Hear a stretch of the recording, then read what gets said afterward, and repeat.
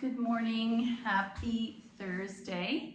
Yesterday was International Guru Day, which I believe, I can't remember the name of it, but it's important in Hindu culture. And I know in karate and some other schools have thought they observed it. And quite often we struggle, we don't like to use the word guru in our culture because of cultural appropriation. But I do see that what it does is it elevates it from, we have lots of teachers throughout our life, but sometimes we want to make one of those teachers in our mind and our respect more valuable. So it's like a higher elevation of a teacher, but you don't want to say necessarily a God. So today I opened this and it said, life, you're a perfect teacher. So you don't even need this other human out there. All of us are continuing to be students throughout life. None of us knows everything about anything. We might know a little about a lot of things, but none of us can be like the quintessential guru on anything. Many of us long to find a spiritual teacher or guru. We may feel unsure of how to practice our spirituality without one or two things. Or maybe you were raised in a very specific spirituality or religion, and so you choose to stick to that. What I like about yoga is that it is not a spiritual path if you don't want it to be. You can pick and choose some of the aspects that appeal to or resonate with you. Same with Buddhism. It encourages you to take the good attributes of it, like the golden rule and doing kind to others and being in the moment, and apply them to however religion you were raised, or if you are not into religion. Some of us have been looking for years, but to no avail, and feel frustrated and even lost, like we need this direction. The good news is that the greatest teacher we could ever always want is with us, our life. The people and situations we encounter every day have much to teach us when we are open to receiving their wisdom. Often we don't recognize our instructors because they may not look or act like our idea of a guru, yet they may embody great wisdom. Some people even say this about how children teach us, and they didn't consciously teach us, but they taught us something in that moment. They may not look like our idea of a guru, yet they may embody great wisdom. In addition, some people guide us by showing us what we don't want to do. All the situations in our life, from the insignificant to the major, conspire to teach us exactly what we need to learn at any given time, if we are open and still looking for the story out of it or the information that you should be learning. Patience, compassion, perseverance, honesty, letting go. All of these are covered in the classroom and the teacher of life. You can help yourself remember this perfect teacher every day with a few simple words. Each morning you might find a moment and say, I acknowledge and honor the teacher that is my life. May I be wise enough to recognize the teachers and lessons I encounter today. And may I be open to receiving their wisdom. You might also take some time each day to consider what your life's trying to tell you at this juncture. And often I try to sit back and say, why is something irritating me? What is this? If I narrowed it down, what is the part that's bothering me in this situation, this person, and what do I have to learn from it? A difficult phase in your relationship with your child could be teaching you to let go. The homeless person you see every day may be showing you the boundaries of your compassion and generosity. A spate, never heard of this word, of lost items might be asking you to be more present to physical reality. So say you have an accident or an injury. Maybe the universe is telling you to slow down, simplify, less is more. Trust your intuition on the nature of the lesson at hand and work at your own pace, and ask as many questions as you want because your life has the answers. Maybe you won't even get the answer. So today we're going to do our review of poses using my favorite yoga game. We will start with some floor work first to help prepare our body. And I think of our floor therapeutics as kind of working alongside the gift of our breath. These two things together helps our physical form be able to take the shapes that we need to either work out some samskara stored in our physical body, or to maybe take your mind off of your outside life and focus on your body for a moment, being present. If I asked you just to think about your breath, it's hard to think of something that's not tangible. But if we did a pose where breath was needed to do the possibility of that pose, guess what? That did the same work. It brought you into the moment. Even if it's in the physical form and you had to feel the body, it took your mind off of this world out here and brought it to this world here. So let's come to the mat. Bump the heels. Lay the spine down. Arms by your side. Palms turned up. Let's focus it away. We arrange our bones into a position of constructive rest and then just let go. There's nothing more needed when we come to the mat. Your experiences can be as complex or as simple as what you're craving that day. And over the last few years of our virtual classes, all of you have consistently said how much you crave simplicity and slowing down. And that is how our practice has evolved. I saw some pictures of when we used to do a lot more physical, challenging things because we were searching for this physical form, thinking that's what we needed, and yet COVID taught us all to slow down. Notice the skin is relaxing, the muscle, the fascia, all wrapped around the bones. Gravity helps us settle this body into the earth, onto your mat. And at the same time as we settle the physical body, we can settle the thoughts.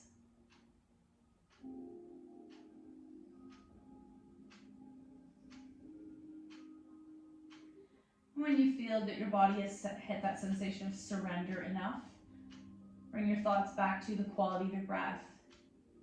Inhaling through the nose.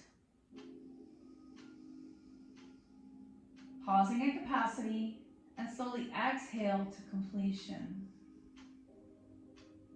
And waiting, what's that sensation when you empty the lungs before you mindfully inhale again to capacity? Notice the sound, the feeling, the texture, the temperature of the air on this inside of your nose. And as you breathe out through the nose, back body presses into the floor. Without me cueing you, what do you notice about your body? Aligning breath, movement, thought, spirit all together.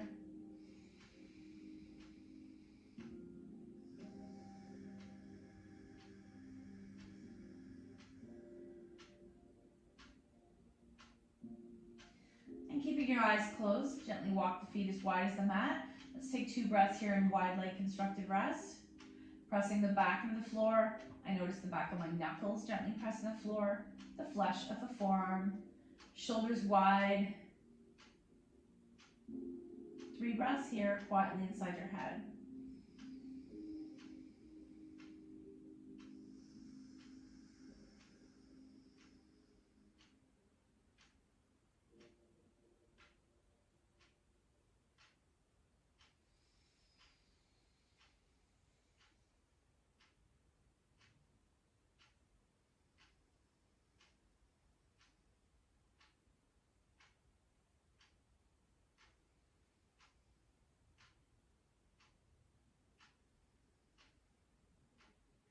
In slow motion, we can windshield wiper to the right.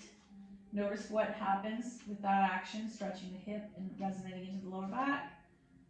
And then slow motion to the left. And a few more times, right and left, the process from going from one side to the other. What does it stretch? What does it heal?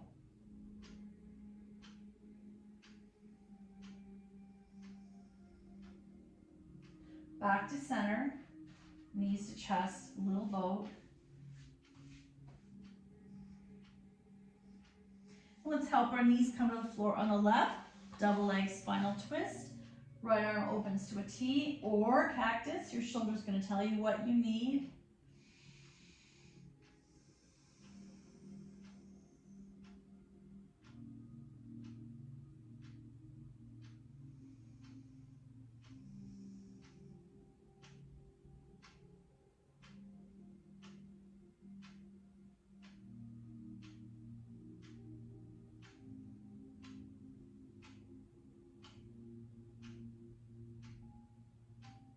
Back to center, knees to the right, left shoulder opens to a T.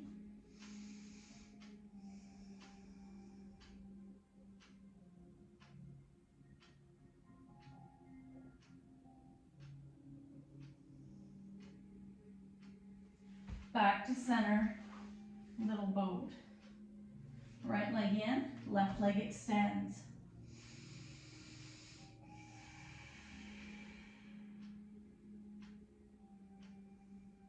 Left hand takes right knee over, single leg spinal twist.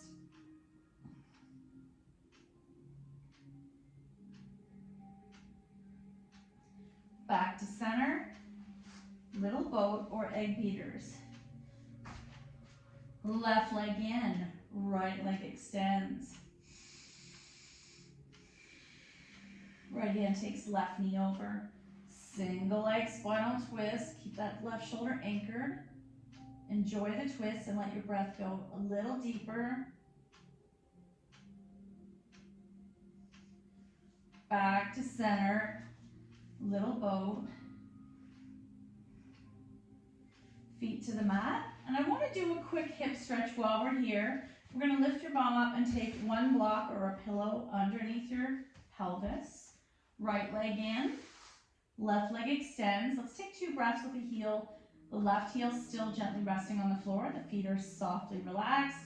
And you're drawing your right thigh in as deep as it feels good. If that hurts your knee, you're coming behind the thigh.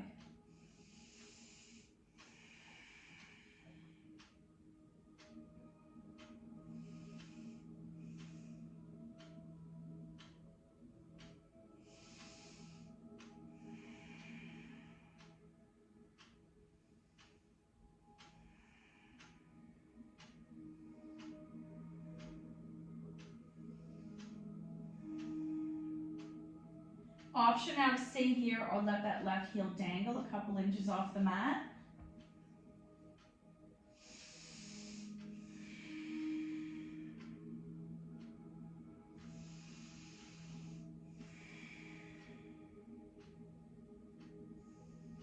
And then switch. Left leg in, right leg extends, right heel can touch down. We'll take a few breaths here, relaxed.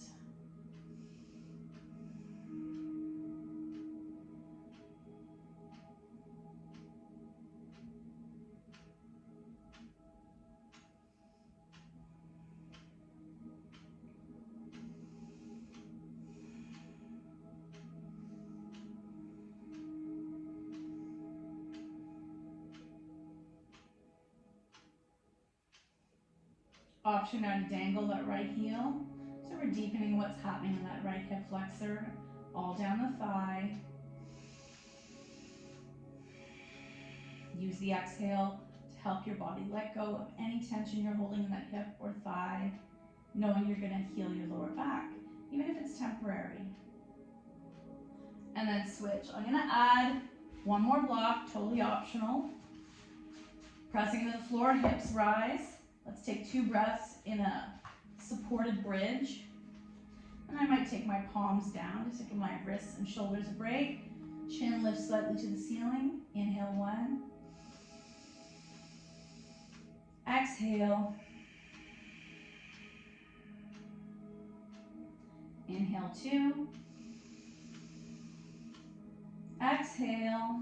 Allow the legs to slide. Ooh. Keeping the heels on the floor. You might feel a deep stretch in that inner hip right there. Super tight. I might take my arms to a T or behind me and I've made an arc over these blocks. And once more, look for that sensation of letting go and gravity's going to stretch what needs to be stretched.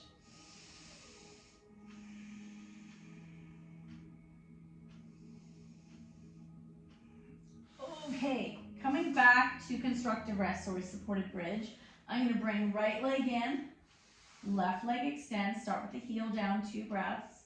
Inhale 1. Exhale. Inhale 2. Exhale. Let's do 3. Inhale 3. Exhale, left heel dangles.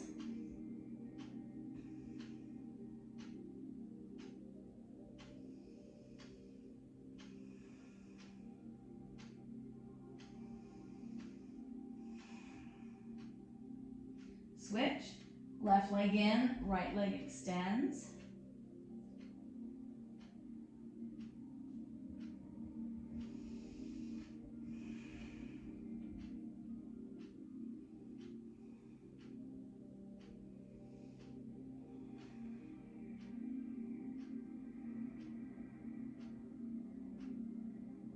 And finally coming back to constructive rest, supported bridge. Arms by your side. Let's take 3 breaths here. I'm going to go a little wider. Inhale 1. Exhale. Inhale 2. Exhale. And inhale 3. Exhale. We're going to do a quick legs up the wall, so knees to chest, your choice, dangling ankles or extend the legs in the air. And let's take a few breaths here. The legs are about 2 fists width apart.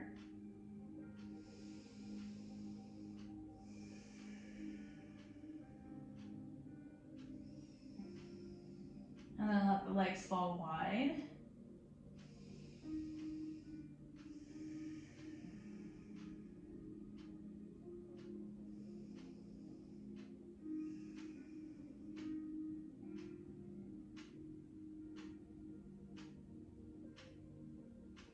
And then close your legs, feet to the mat. I'm going to get rid of the block.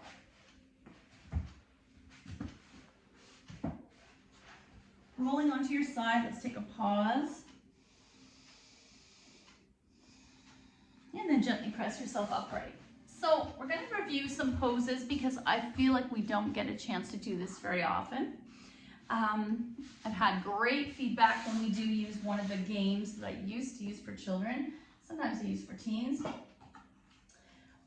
What happens with a deck is I feel like it's meant for beginners.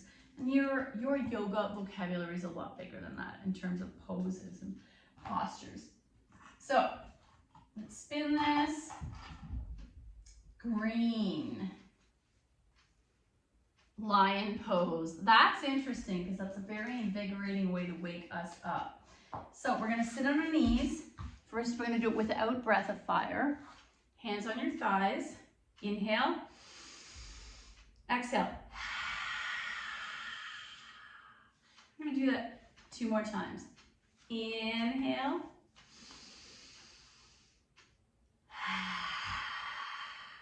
Exhale. So you can do 1 more breath that way, or I'm going to come up a little higher on my toes, tucking my toes. Inhale up. Exhale. So I'm combining breath of fire with lion pose. Lion is stationary. Breath of fire has movement.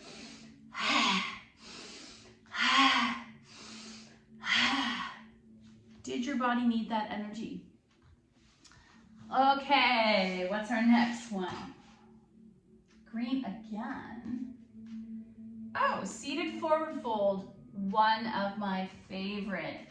So sometimes when we do a standing forward fold, it can seem impossible for some people's bodies because of tension in the hamstrings, maybe because of the job you have. So, and funny, I follow this one yoga teacher, and historically we would, as my message says battery low, I gotta hurry, we would pull the bum flesh away, expose the sits bones. Now we're saying that is almost the same as tucking the bum, and we don't want to hurt the tailbone. So legs extended, hands on your thighs, sitting up nice and straight. Even if you have a mirror or an image beside you, can you look and see that you're nice and straight? And I want you to imagine the belly coming to the thighs. I don't want you to think about head to ankles. And I might just slide my hands down the legs. Inhale up. Exhale, slide into a fold. And my body's only going to take me as deep as it feels good. You might put a folded towel or a blanket or something, or even your fists underneath your knees if this is too much for your hamstrings. You can also add the arms. Inhale up. Exhale, hinge at the waist. You might grab your toes. Exhale, fold. And then come on out, roll at your ankles. Quite often we'll use all the other variations of a forward fold. Folded leg in, half lotus. Oh, we got red. Triangle, Kanasana. Let's see, so this one, they look like they've got a twist in it. I'm gonna come into mountain, right foot forward, left foot back. Don't pivot that ankle because my right leg is forward, my right arm comes forward, palms face forward, and I'm either hanging here using core, or some of you may know this variation, Or some of you may use a block. I might come to here, I might use my block. You're gonna listen to your hips, your hamstrings, try not to hyperextend this extended leg. And I'm gonna come up, pivot, and go the other way. Left leg forward, and this leg, depending on how tight your hips are, will determine the ankle straightness. Palms forward.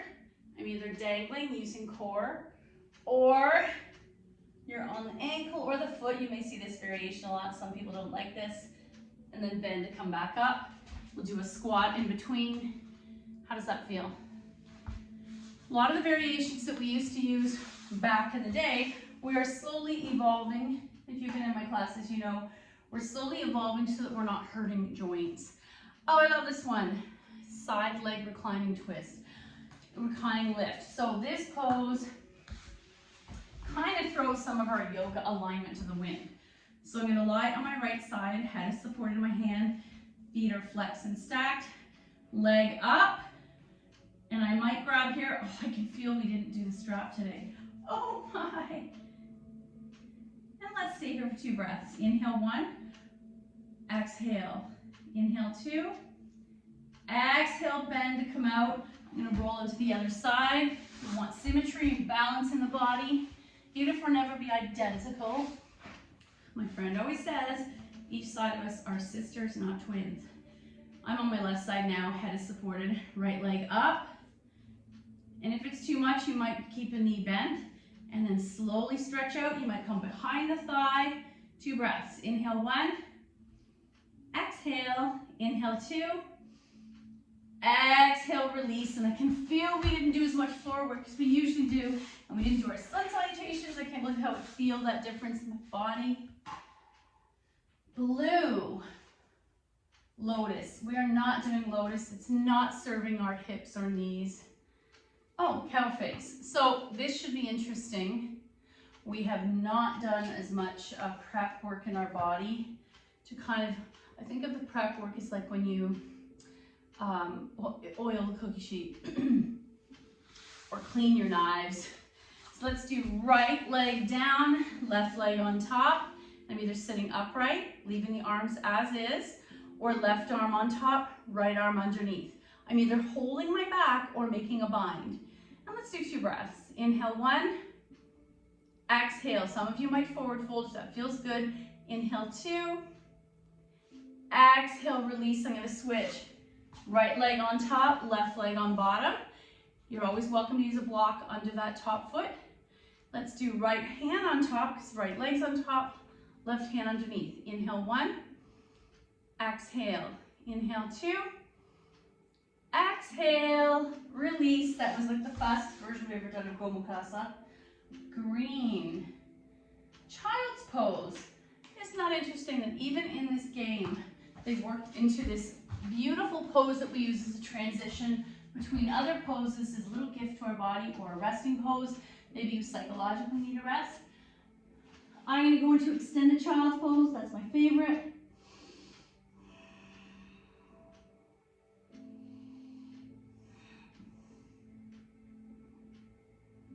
Option to stack fists if that feels better, and bring your forehead to those fists. And some of you have told me how quite often child's pose can be really tiring in the sinuses, especially if you are prone to allergies. So a benefit, an alternative would be lying on your back, knees to chest, or in a little boat. I actually sometimes prefer that because I don't have gravity pushing down on me. Okay, what do we have next? Blue. Candle, shoulder stand. I don't feel comfortable doing that without us being in class. And again, we know better now as practitioners of yoga that it doesn't always serve our neck, as neither does plow. Both of those can add a lot of pressure to the spine and the neck, as can wide leg plow. Oh my gosh, there's like 5 in a row that we shouldn't be doing. Oh goody, side plank. This is for Fern. Okay, here we go. She sent me a picture yesterday reminding me when we used to do a lot of planks. That was her jam. I'm gonna come into tabletop, step back, high plank. I'm gonna pivot to using my right side. So I'm either inside plank here or hand to toe side plank. I'm not gonna stay long because I can feel it's not good in my wrist. And then I want to do the other side. Sorry, that was fast. If you love side plank, which I know some of you are challenging yourself, you might pause and come back to that. Tabletop, step back, high plank. Now left hand's going to be my side. I'm either coming here, here, here, or can I do on this side? And come on out. That was way too fast for you. I'm sure I could feel like my wrists or my shoulder didn't love it. So I'm being mindful of my limitations. And every day is different. That's why I feel like our body really is a reflection of almost the Ayurvedic way of thinking. That every day, every moment, our practice, our eating, our digestion, everything can be varied depending on the variables. Green. Fish. Let's do a fish. Coming into staff or Dandasana. I'm going to bring the arms behind me. You might come into partial, or you might sit on your hands and come into full fish.